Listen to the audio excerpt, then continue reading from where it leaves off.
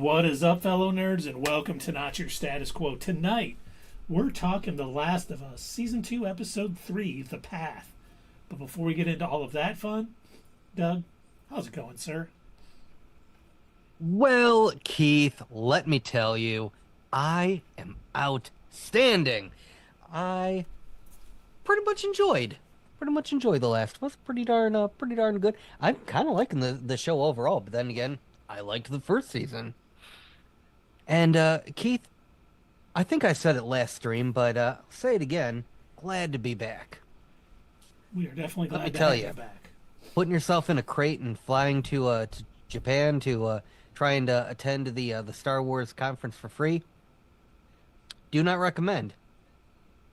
Yeah, I don't blame Yeah, you. turns out not a great idea. Postage much slower than regular airplanes. Go figure. Yeah, it's most people do know that. So I'm glad that Oh, you yeah, you yeah. I mean, I requested it. totally knew that too. Anyway, Keith, how are you doing? I am tremendous. You know, another enjoyable episode of The Last of Us. I know it was a little slow paced. I think our friend who is not here tonight probably would have hated it. Oh, Got that probably. feeling. But just so you know, Dave is actually out. He is writing the new Smallville comic for DC Comics. Him and James Gunn are teaming up to finish the epic tale of Smallville.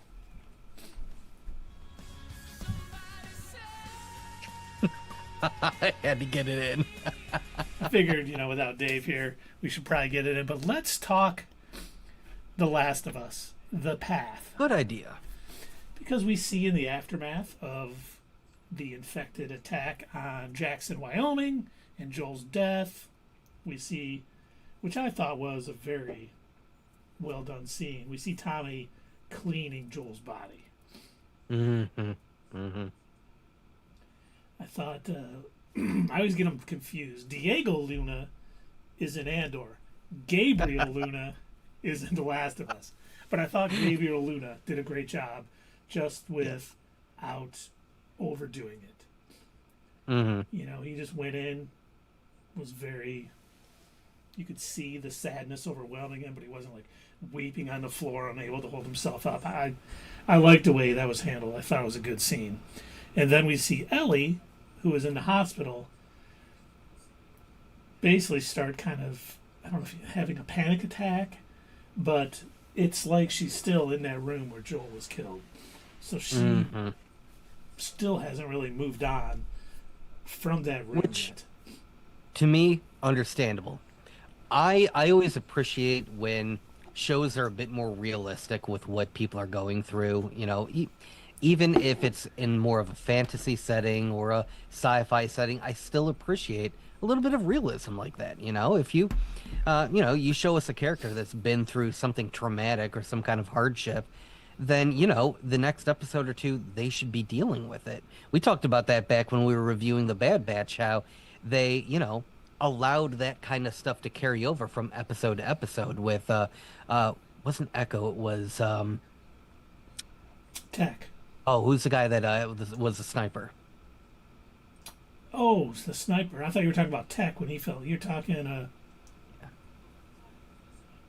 I The one cannot- who'd rejoined them after the Yeah, fact. I can't remember his name now. Oh man, I can't remember it either. But yeah, he was dealing with some post-traumatic stress, and even though normally he would have been the go-to sniper for the Bad Batch, he's struggling with trying to keep aim. He can't get his sight correct, and it's like the one thing that he's good at, he's struggling with.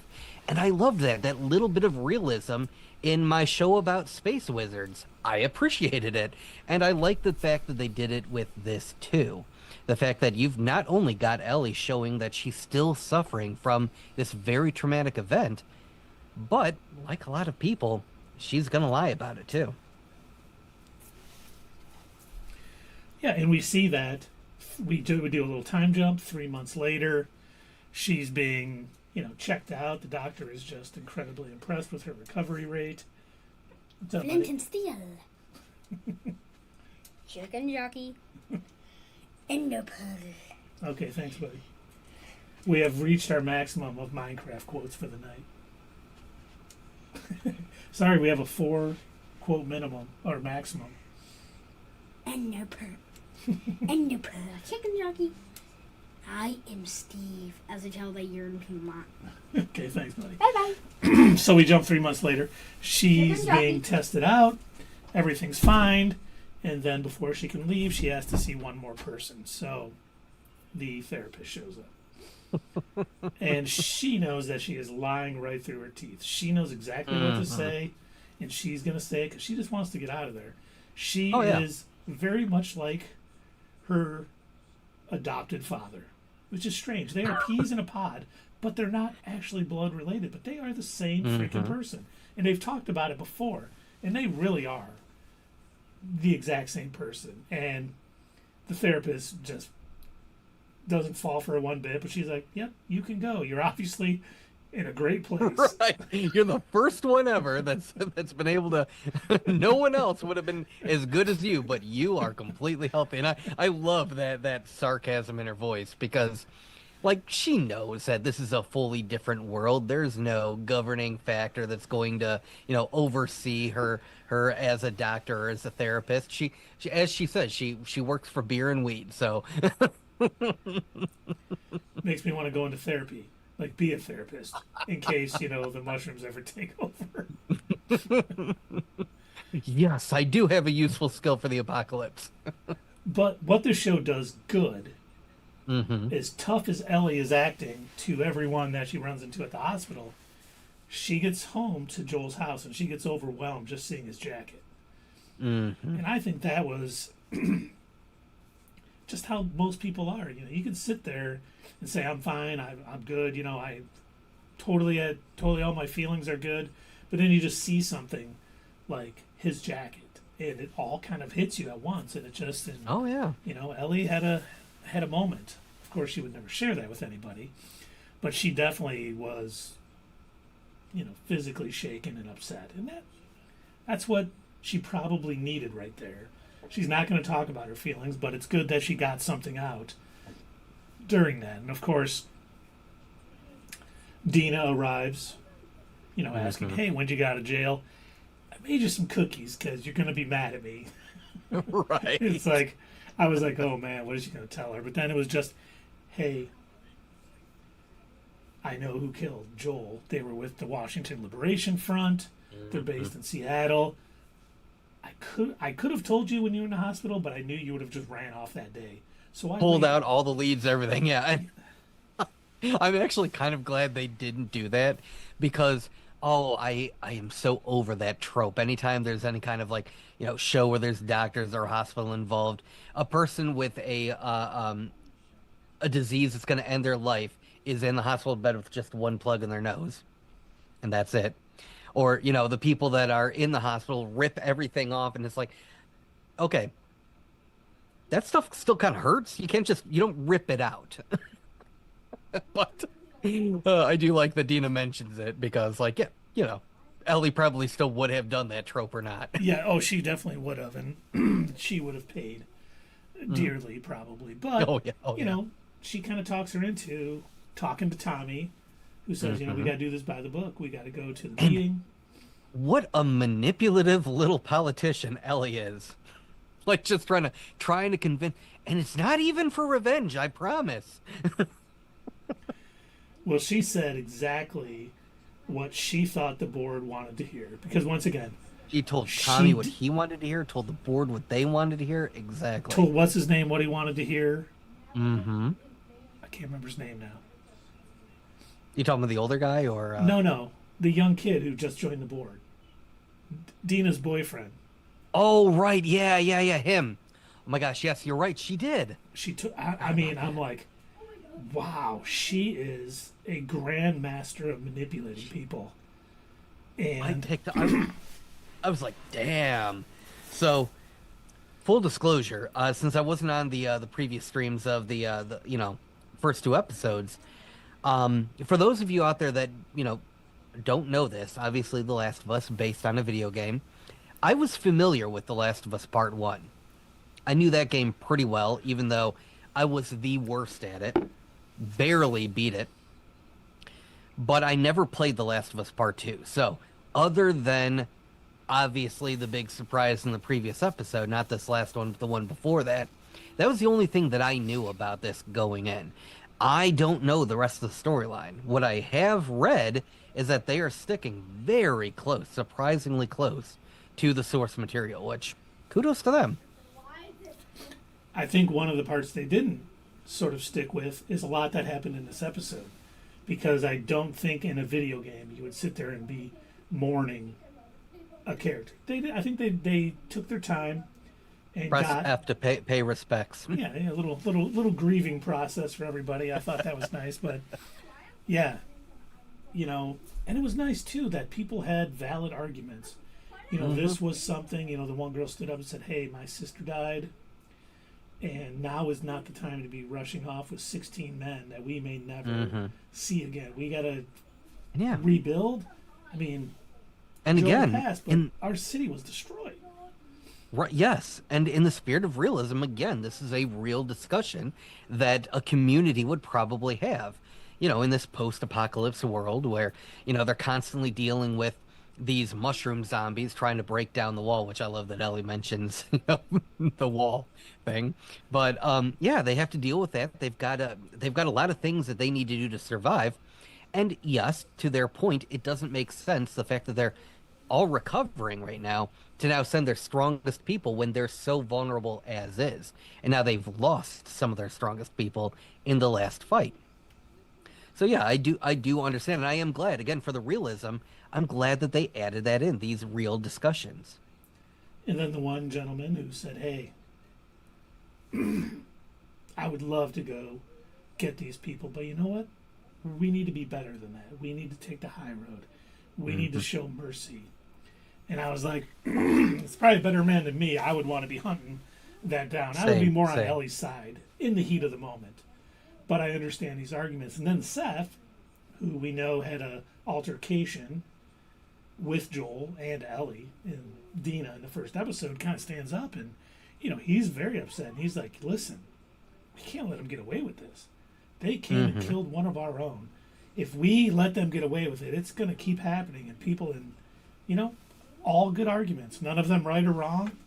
And and to no one's surprise, after the council votes it down 8-3,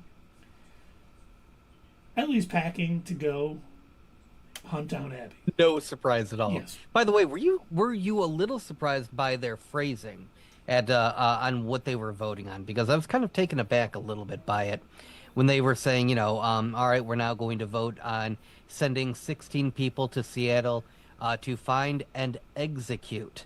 And I'm thinking, oh, okay, well, when you phrase it like that, yeah, I guess that's an easy vote no for. And I almost wonder if that was intentional.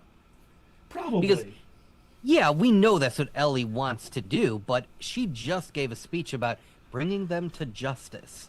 She's not going for revenge. She wants to bring them to justice. And I don't think, even in the post-apocalypse, I can't imagine that just going and executing is bringing someone to justice. Especially if you've formed a community with a council. Yes. It's definitely capture them, bring them back for trial. Things That's what I was thinking. Would have made more sense. But Dina shows up while Ellie is packing a lot. I love that. Thank God for Dina that she's the one with brains, because she thought everything out. She planned for everything where Ellie's like, "I'm going to shove a gun in my pants and take off." I'm wearing Chucks, and I don't need food, and I don't need I a love horse. that Dina is just like so kind, like, dig in the Chucks, great style. You got to wear boots. You cannot walk to Washington in Chucks. It was nice because she obviously thought it out. Like everyone else who watched the show or is in that town, no one was surprised that Ellie was leaving. But she was smart enough to go, "Listen, this is, what route are you even taking? Northwest? Oh, okay." And just had everything mapped out. This is exactly what we need. We're taking one horse because it's less oats, it's less this. We pack this, we get this. I know a guy who's going to help. And she's like, "Is it the guy's name? I can't remember." And she's like, "Oh, you mean Wyoming Joe or whatever? He would never go on this." And then we find out it's Seth, who is like, yeah, and Ellie is a little like still upset with him and not. Still apprehensive with him, of course. But she did shake his hand when she was leaving, almost like thinking, okay, you know what? I'm heading off. I might not come back. This guy did help us. I'll shake his hand. He probably, I honestly think he feels bad about what happened on New Year's Eve. On New Year's, probably came out. I don't think he necessarily feels that way. He might. Mm-hmm. But I think he feels bad. And he's like, you know what? They're doing the right thing, so I'm going to help them. And it was kind of a nice thing. I did not expect it to be Seth at first. I thought for sure it'd be somebody else. But in rewatching it, as soon as he stood up and said, we need to do this, I'm like, I should have kind of guessed it was Seth. Mm-hmm. I also like prior to that the baseball game. Oh yeah, I forgot about that. It was great. She just a therapist sitting by herself in the outfield watching this t-ball game. And I know and then, I know you got this reference because you're such a huge sports fan. She must have been from Detroit. Yeah, the Tigers. Fan. I heard her mention that. That's why I wanted to bring it up. Because she goes, "Yeah, I had season tickets to the Tigers." In 2003, and the funny here's I had Friday night season tickets to that season. Really? And they almost set the league record for losses. Oh. And that's why she said, no. Well, I did see, season tickets 2003, and this is about the same level of competition. I was like, oh, that's incredible. That's awesome. Okay, that makes it even funnier now that I understand. Keith, cover your ears. To be fair, I was graduating high school in 2003. Okay. Oh, okay.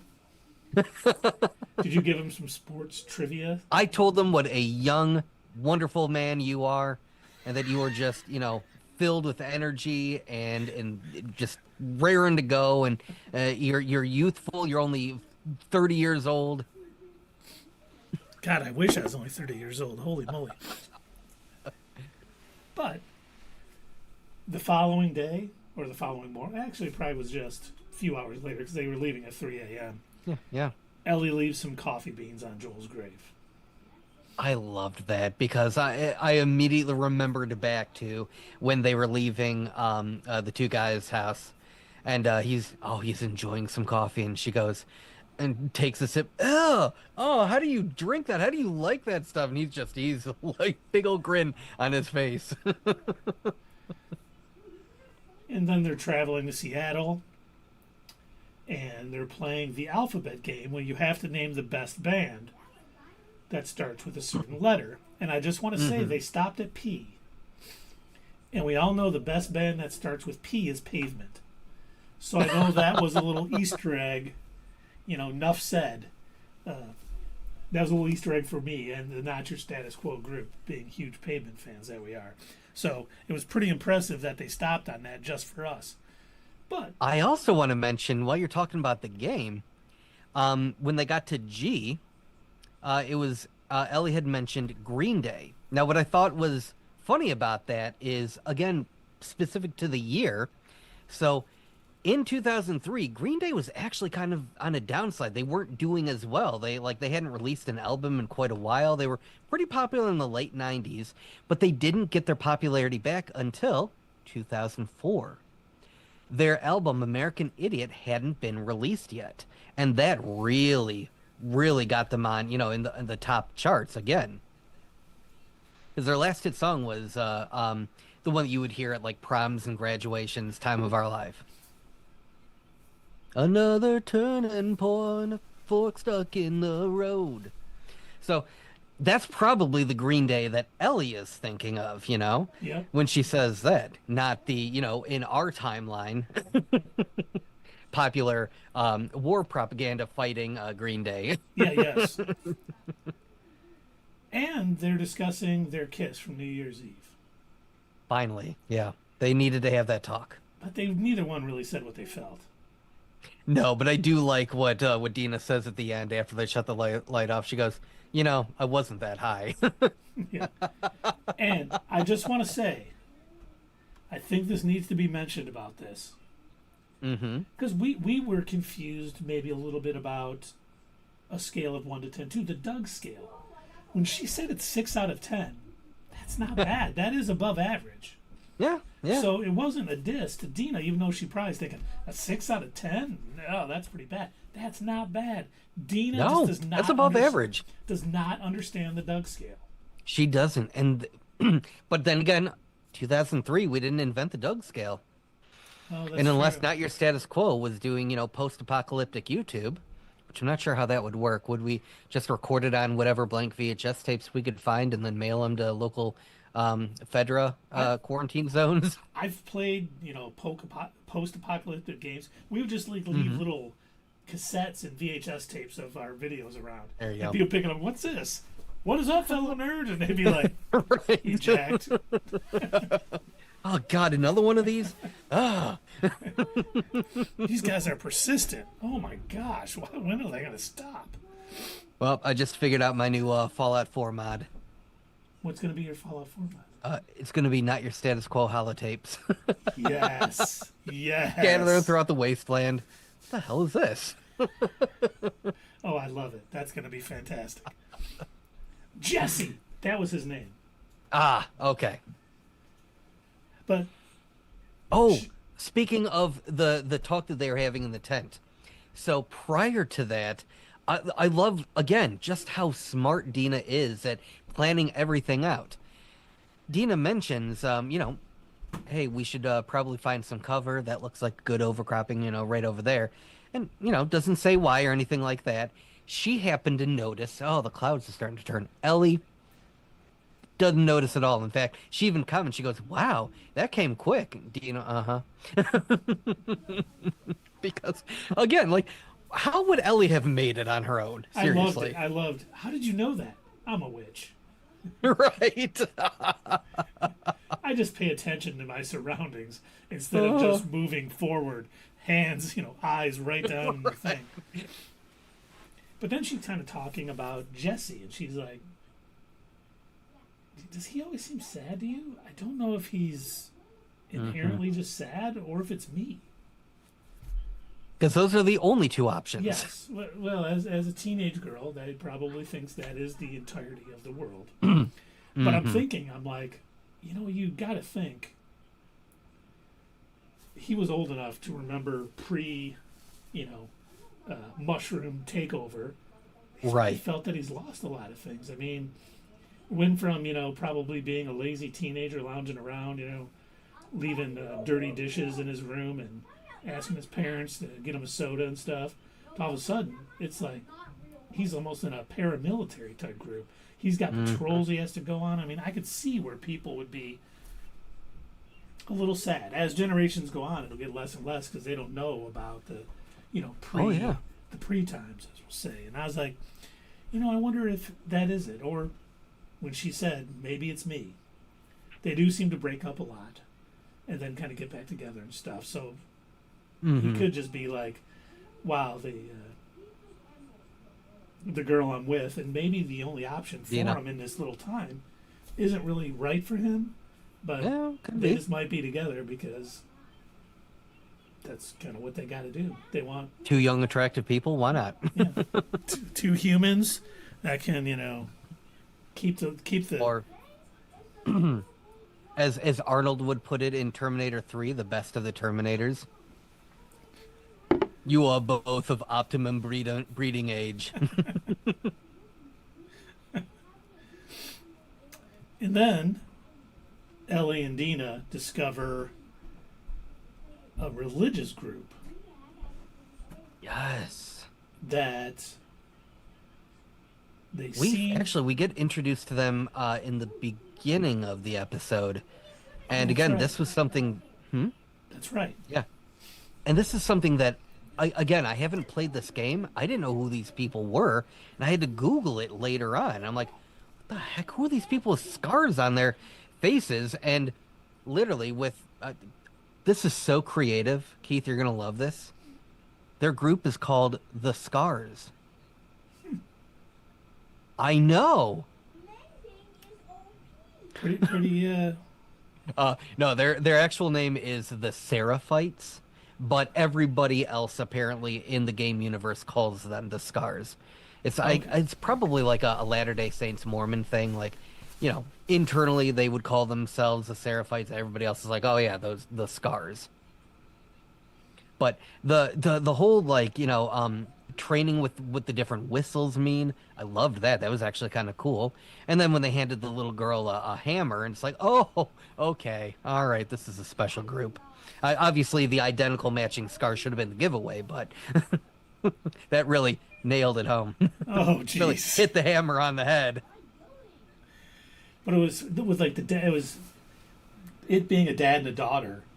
I was kind of like, okay, we see some parallels to everything else that's going on in this series. Abby and her dad, Ellie and her dad. I'm like, this dad's gonna die. That was my first thought because it seems to happen. And he's like, well, now you have your hammer. Do you feel safe? Oh, yes, Daddy. And then obviously the whistle comes that says danger's nearby. I'm assuming, I don't know if I should make this assumption, that it was the Washington Liberation Front. Because they said we're escaping from the war or whatever. I don't know if that means in Seattle or somewhere else, or like this is almost like a group that everybody knows if they come near you, they're going to try to start recruiting all your people or something, and they're just like... That could be. I mean, it's mentioned in this Google search. Apparently, they're a murder cult. Again, I don't know the extent of it. I didn't look much further than that just to try and figure out who or what they were. So, yeah, even though when Ellie and Dina come upon it and they're sickened by what they saw, I mean, you don't always know. We don't know the full story yet. At least I don't. I saw them and I was like, okay, sweet.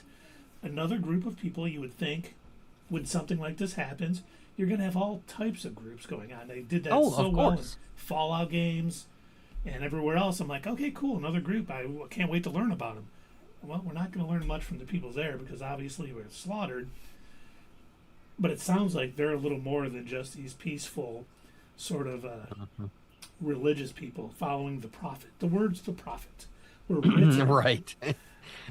As soon as they said, with the great, I'm like, oh, okay, all right. What's this all about? But yeah, they also mentioned when they're, hiding and ducking for cover, they had said, wolves are coming. And in my mind, I'm thinking, oh, actual literal wolves. They're running from, like gray wolves. They're in the woods. That makes sense to me. And it wasn't until, Dina reminds us what, the WLF stands for, wolves. I'm like, wolves. Now, we still don't know for sure if that's what happened. But, yeah, Dina mentions it. And Ellie, again, being a little manipulative, in my opinion, doesn't question it. Just says, sure. Yeah, it's probably what it was. And it kind of like, once Dina sees the forest, she sees the little girl. It's like, oh my gosh. And she comes running out, throwing up. And, this is the worst thing that she's ever seen. It's a little, again, manipulative. I hate to keep using that word, but that's how I felt when Ellie was, kind of almost using that to encourage Dina as, yeah, this is why we need to stay on this mission. Now, you need to get vengeance we need to bring them to justice for this little girl that you just saw. And I almost feel she's justifying it in her own head a little bit too. Yeah, that too, like, for she's sure. Like, almost there was like sort of a nagging voice, like, you're just going to kill her because she killed Joel. She could be a good person. She could be this. Joel did kill her dad, but now she's like, oh, look at these wolves. They just slaughtered a group of defenseless people, and they saw all the different caliber, bullets laying on the ground. So, I mean, this was a slaughter. So she's only manipulating Dina a little bit with being like, see, this is why we got maybe trying to convince herself. She's convincing herself too that I think you might be right. To bring herself to do what she feels she has to do. And I almost wonder, here's a bit of a what's next guess on my part. I think once we get to the end of all of this, that, Ellie's probably going to take it too far Dina's going to tell her, no, no, no, we need to stop. You know, they're defenseless. They don't have weapons. But you've done enough. You did what we came here for. And I can hear Ellie saying, "What about, you know, the kids and the women and those other people? We have to do this for them." I could hear her being, you know, continuing that manipulation to try and convince Dina to keep going with her. And Yeah, I if think, we don't stop 'em, they're unfortunately, gonna my keep what's next killing. theory, I think Ellie's going to wind up being a villain at the end of the day. I could see that. She does seem just so incredibly hell-bent on this revenge that she will... I think Keep she's killing letting it people? kind of engulf her whole life. You know, this is all she wants to do now. She's the coyote going after the roadrunner, and she's not going to know what to do after she catches it. Yeah, unfortunately, you're probably right. This is not an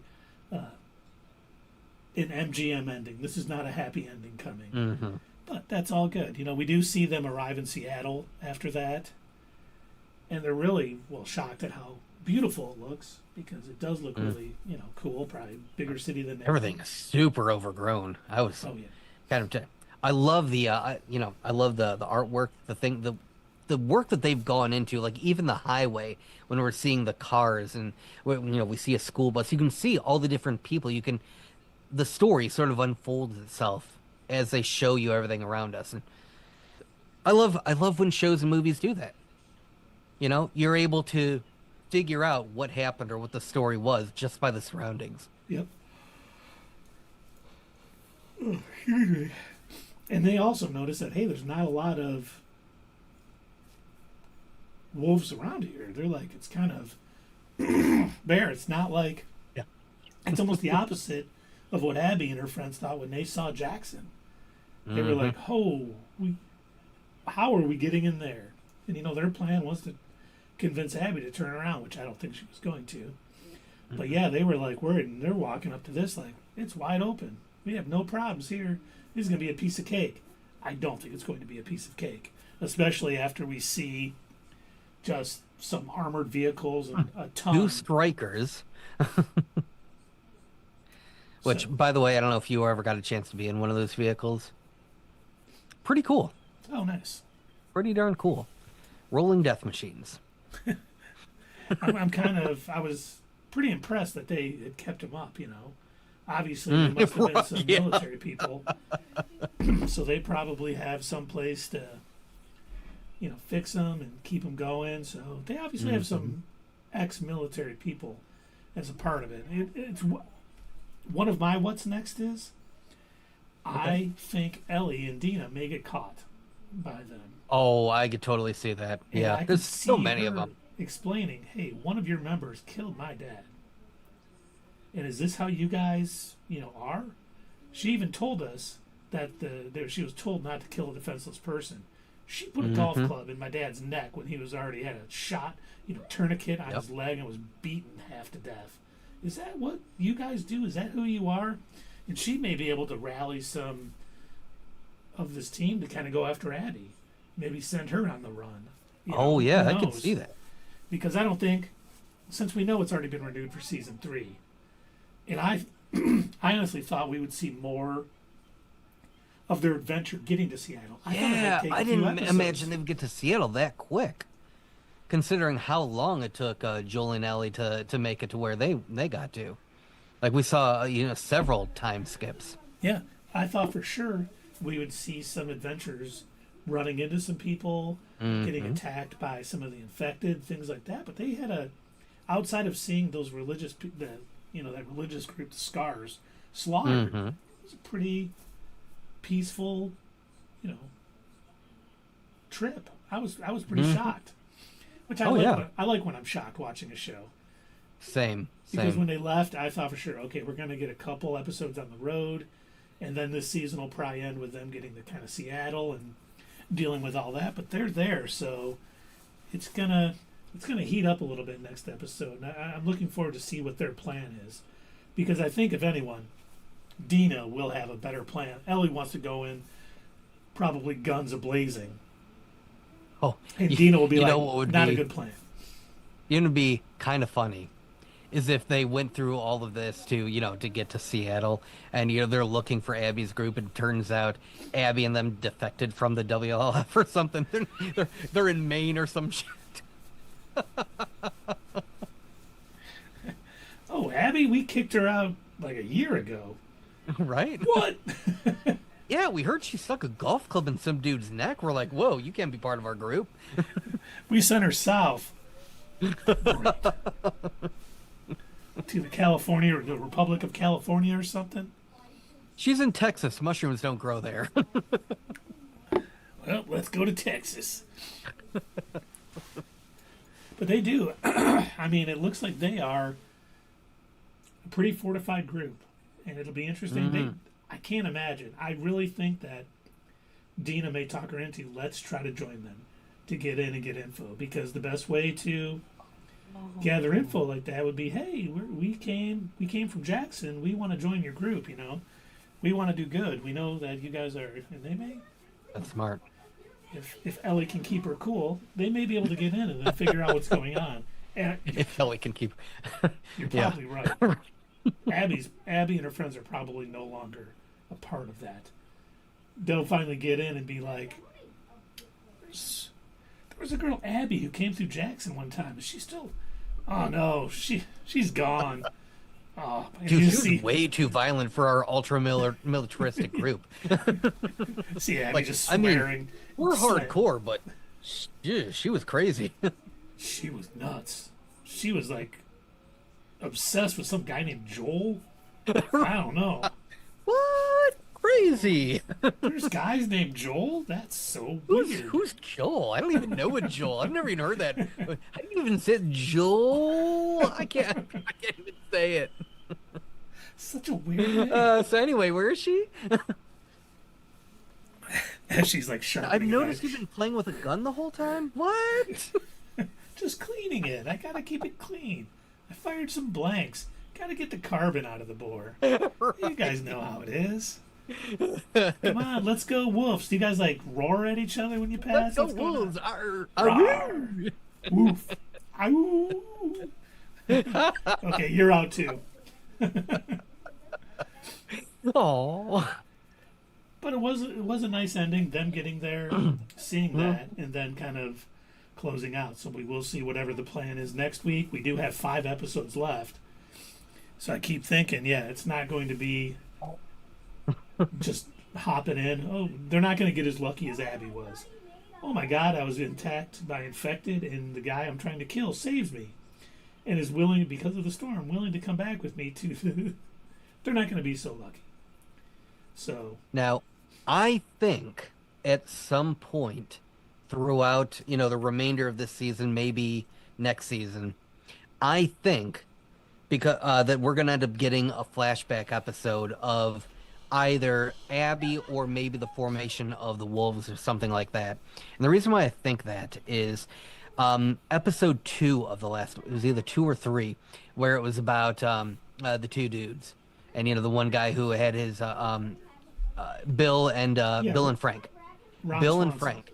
And how he had built his like whole thing, and went into the Home Depot and gathered everything he was gonna need, and he had his whole and it was such a well done episode, and everybody praised it for how good of a job they did on this episode. I have a feeling, they're going to do another kind of flashback episode.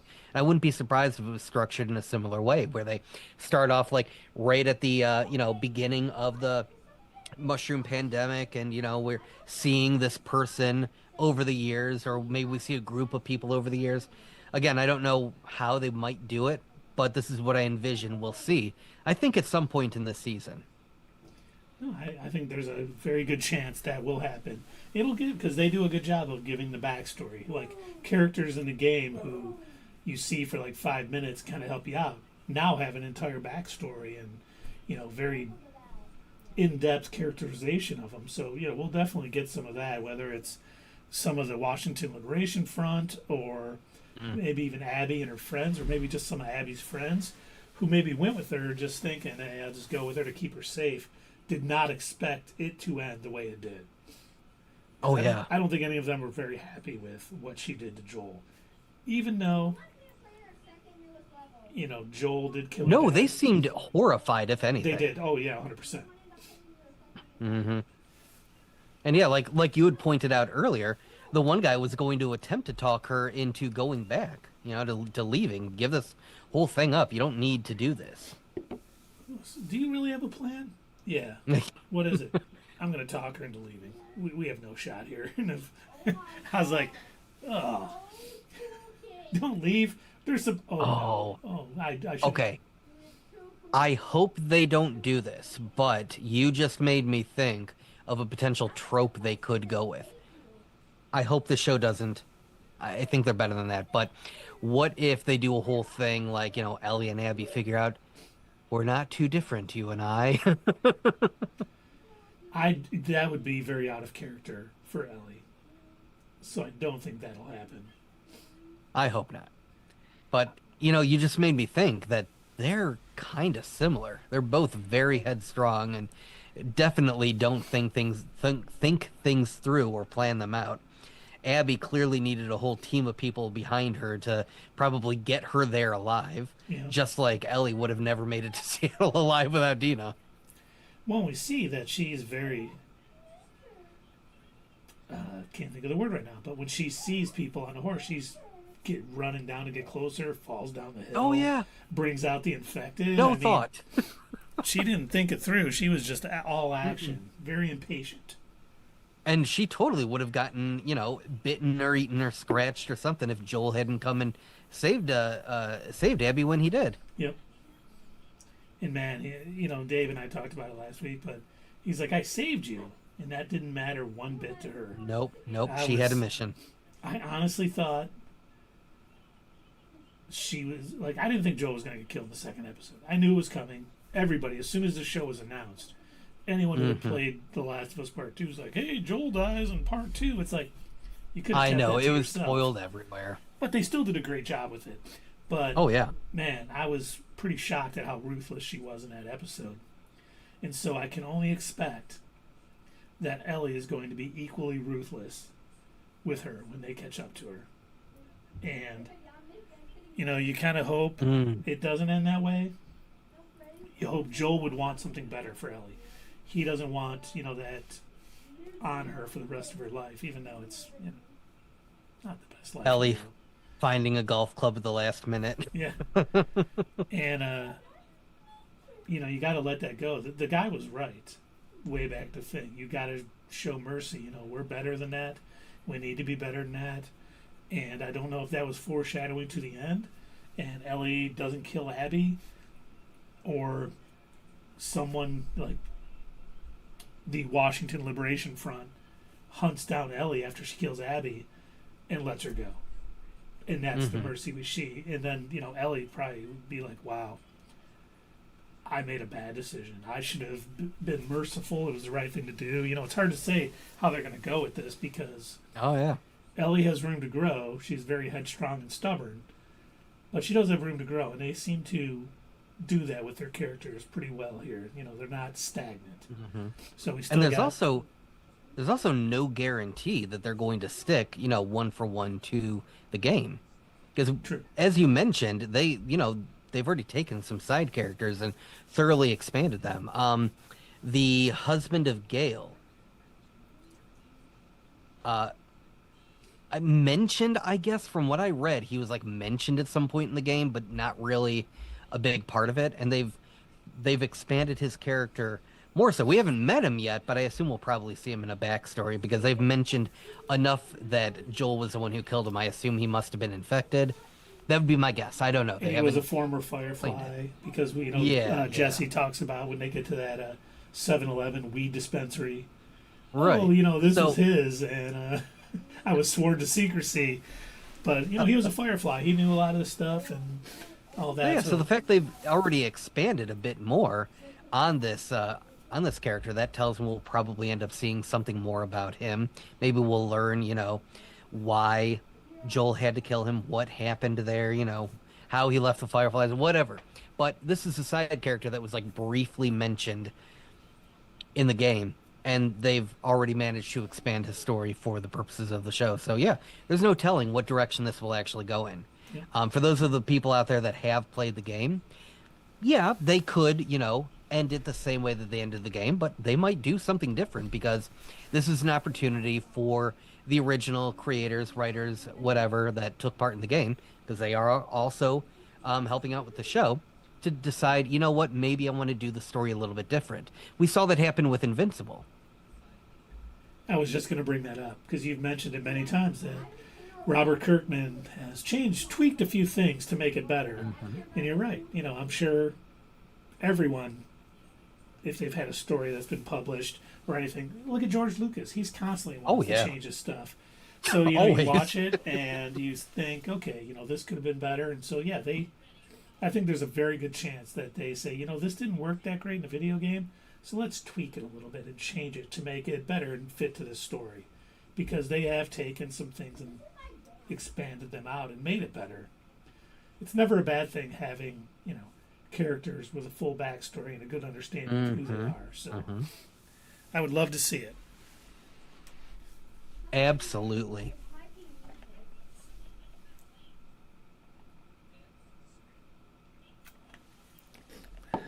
Well, should we rate this episode, sir? I think we should. Would you like me to go first? Please.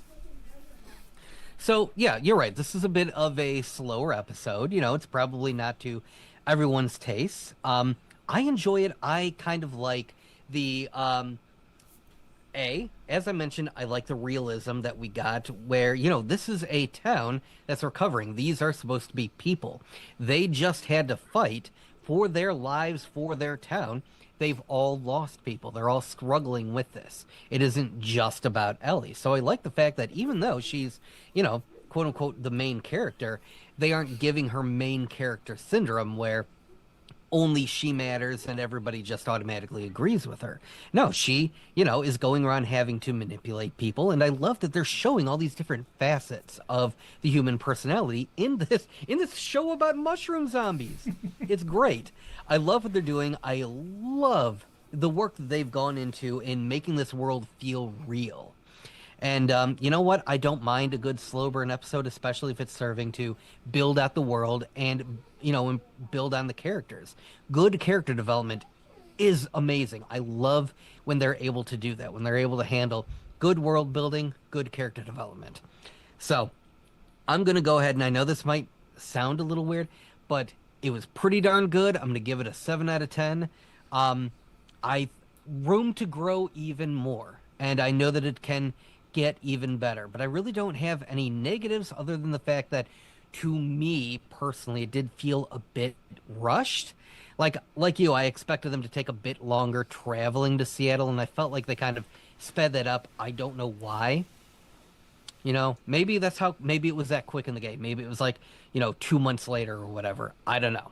Again, didn't play the game, but to me it felt like they kind of rushed that, where we could have gotten a little bit more out of that journey.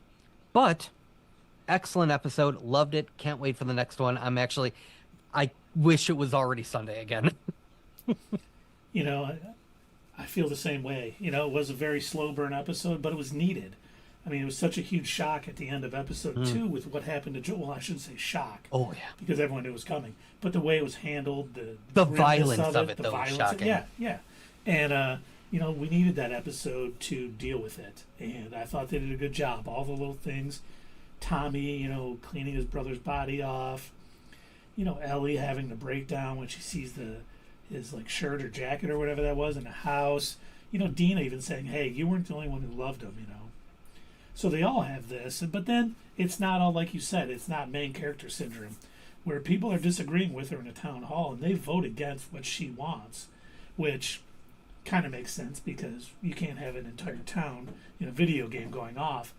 But they took their time to handle the grief and handle what happened. They need to rebuild the town. Jackson needs to stand on its own. They can't just run off because someone got killed and leave the town unguarded. So I thought it was a really well, put together episode. I liked it. I liked the camaraderie between Dina and Ellie and the thing. It's almost like there's something there, even though she'll be like, you're gay, I'm straight, but how was it? You tell me. But then she's like, well, I wasn't that high, and it's like she's giving Ellie mixed signals about those things, and I'm just like, okay, are they like going to be together? Are they not? Are they just friends? They've done a good job of keeping that going. They're not just giving all of their cards all at once. And I know some people, and one of them is probably our other fellow nerd Dave, who this episode, as I was watching it, and I'm like, just watching every scene, like trying to soak it all in. I'm like, I bet Dave's not enjoying this at all. But I thought the same thing. I'm like, oh, Dave's gonna hate this episode. If he didn't like the last one, he's gonna hate this one. Oh yeah, and like you said, it wasn't a complaint. But my only thought was, I was like, I expected them to have more adventures traveling from Jackson to Seattle, and it's fine that they didn't, because now we're going to see more of that story unfold of what's going to happen with the wolves and Ellie and all that's going on, and I'm sure there's going to be some surprises. But I think this is just such a good, well-written, well-acted show. I enjoy it. The only thing I miss is the openings things that we got in the first season.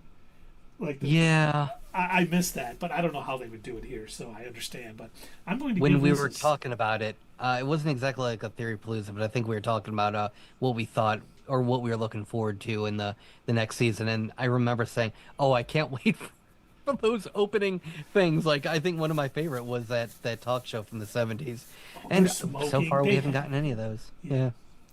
But yeah, I'm going to give this a 7.8. I thought this was an excellent bridge episode. Oh yeah. You need I like that like term. this. That's good. Bridge episode, not a filler episode. I like that. Yeah, it was. They dealt with the grief. They didn't just race past it or have one little scene. They played it out, and I thought it was good. And like you, I'm looking forward to the next episode. I think they're doing a really good job, and I want to see how this all plays out, because I didn't play the first one either. So we don't know what's going on. My nephew, when we saw Revenge of the Sith Saturday night, he was starting to get into telling me a little bit. I'm like, I don't want to know anything past what's already happened.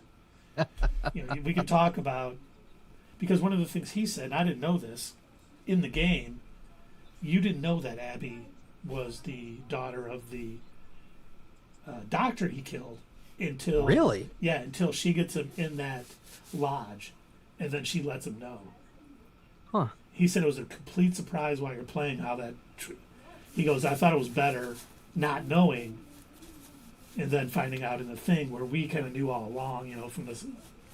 I'm like, yeah, I would have been think in better. a game, I don't know. I think in a game that does work, but I don't know if that would have translated as well in a show, because in a game you're taking your time and you're exploring your surroundings and everything. And I think I read that during a part of the game you actually play as Abby. You do. Yep. Oh, wow. Okay. So, yeah, that would be interesting to, if you are playing as that character, then she internally already knows what she's doing, but you as the player don't know what she knows. Yeah. I think that would be interesting for a game, but I don't know if that would have translated as well for the show. So I don't mind that they opened it, letting everybody know that, this is what happened. As I was watching it, too, I'm thinking, everyone probably knows that she kills Joel because everyone ruined it. So they kind of opened it up and said, okay, we know people are going to know. Let's just build off that. When she's had a nice scene when they were in Salt Lake City saying, like, we're going to get him and I'm going to kill him and it's going to be slow. And you kind of see that she is not in a, positive place. And it made sense. It showed that when that scene came out and she killed Joel, they had already shown you it was going to happen. She wasn't going to back down, even with him saving her. She was dead set on what she was going to do because she lost her father, and of course, taking away Ellie's father in the process. So it's all coming back around. I'm assuming, Abby can't be someone's dad, so maybe the cycle ends.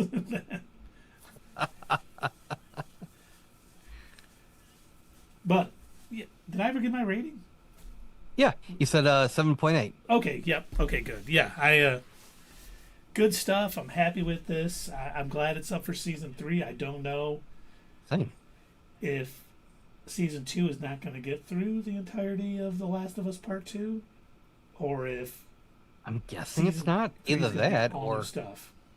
yeah, they could be just creating more story where it doesn't already exist, which could be good, could be I don't really know. See, with they ran into the same issue with Game of Thrones.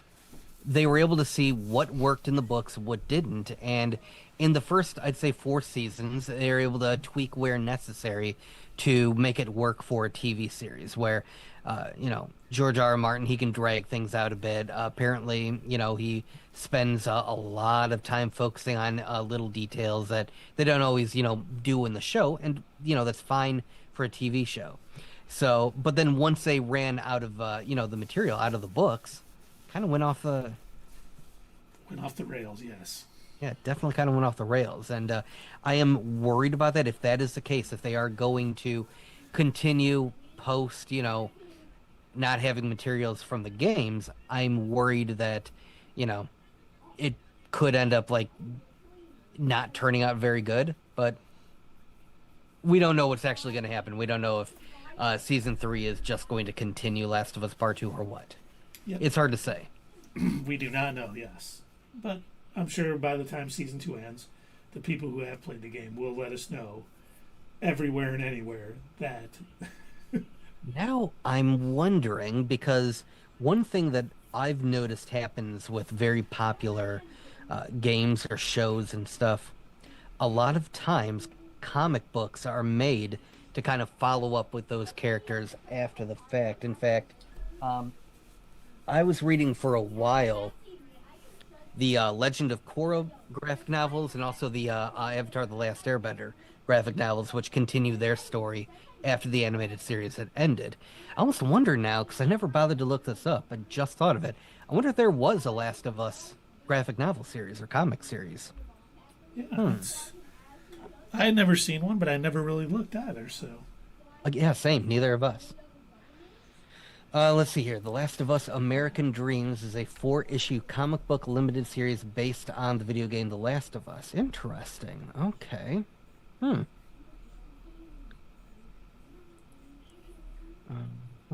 Like the game, the comic is set in post-apocalyptic, mutated certain cordyceps. Yeah, but okay. What is it about? At the Boston quarantine zone, Ellie becomes caught in a fight with a group of boys who attempt to steal her belongings. Riley. Oh, okay, so this would have taken place before Ellie was with Joel.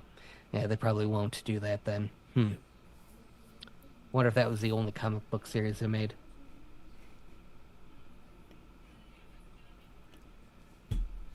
We will have to find out.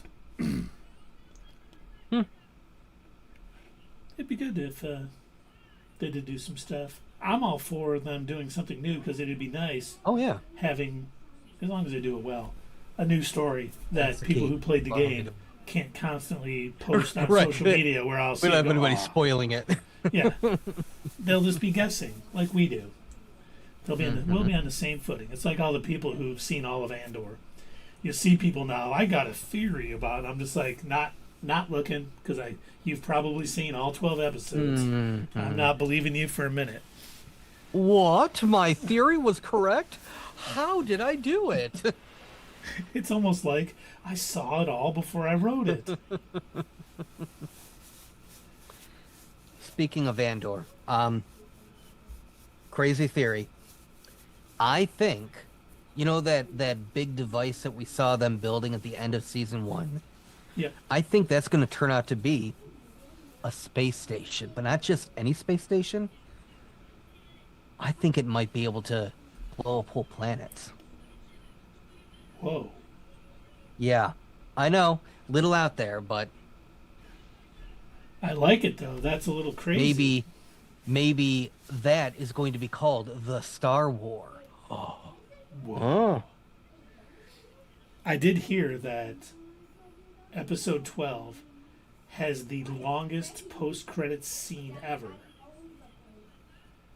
It's so long they've even titled it Rogue One.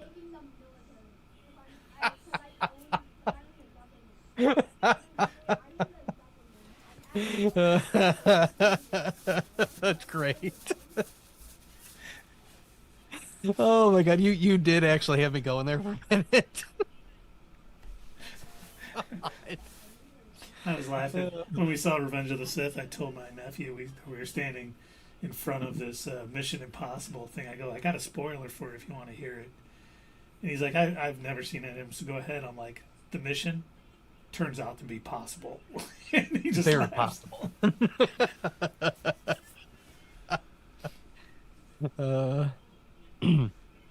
Spoiler for The Last of Us. Yeah, it turns out there's quite a few us's. There is quite a few us's, yeah. Yeah. They tricked us into thinking it was a low number, and it turned out to be much more. It is a lot more, especially in this last episode. Boy, I cannot wait to see the next episode to see Ellie and Dina's face like, oh, not a small group. They've got vehicles. Our horse, does it have any battle armor? Right. Yes, if you go to the Bethesda store, you can get some horse armor. Yes. For $9.99. Did you see, speaking of Bethesda, did you see the graphics on Oblivion Remastered? I did. Man. Did you see they didn't fix any of the glitches? Of course not. Any of It them. wouldn't be a Bethesda game if they did. Somebody pointed out, he said, my favorite thing about the Oblivion remaster is the fact that they left in this audio glitch. Apparently the person who did the voice recording did it, then said, hold on, let's do that again. And they put that in the game as is, and then that also carried over to the remaster. That's fantastic. As well it should. Oh, I love you, Bethesda. You're the best. They are the best. Well, should we find somebody to raid, sir? I think we should. What are the chances that TG will stay on long enough for us to raid him? He's on right now. He was on before we got on. All right, then why don't we go ahead and let's see. How about this Jocelyn Nee? Do you have her on your list? I do not. All right, let me go ahead and put the name in the chat. Sounds good. We've only got 4 people playing Marvel Rivals.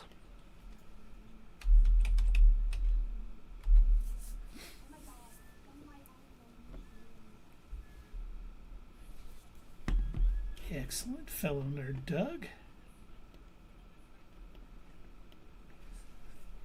JOCELYNNI.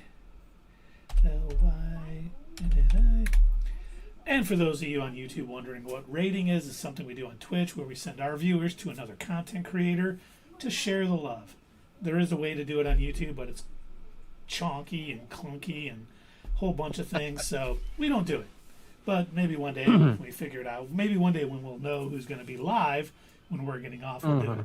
But if you've been watching us, please, subscribe, give the video a like. It helps our small channel out tremendously, and it's at zero cost to you. So please, and we will be back Saturday night talking all about Andor 4, 5, and 6, and some spoilers for Thunderbolts. So if you're on YouTube, when you subscribe to us, ring the bell so you know when new videos drop, and we will be giving our spoiler-free review of Thunderbolts at the theater. Also, yeah, okay, thank you. You just said that at the theater review. Yes, if you are on YouTube, definitely check us out. Thursday night, we're going to upload at the theater review. We're going to go see the Thunderbolts. We think it's going to be amazing, but find out for a fact from us. Don't believe anybody else. Believe us. Right. And we'll see you guys back here Saturday night, next Monday, with another Last of Us. Thanks, everybody, for hanging out. Hey, fellow nerds. I hope you enjoyed this video, and if you want to see more of this stuff, make sure that you check out our Twitch stream. We try to do these live Sunday or Monday nights, 8 p.m. Eastern Time. Keep an eye on our social media to find out when you can join in live and chat with us during these live streams. Also, as usual, don't forget to check out our other social media. Add us at Twitter, comment down below, and we'll see you next time right here on Not Your Status Quo.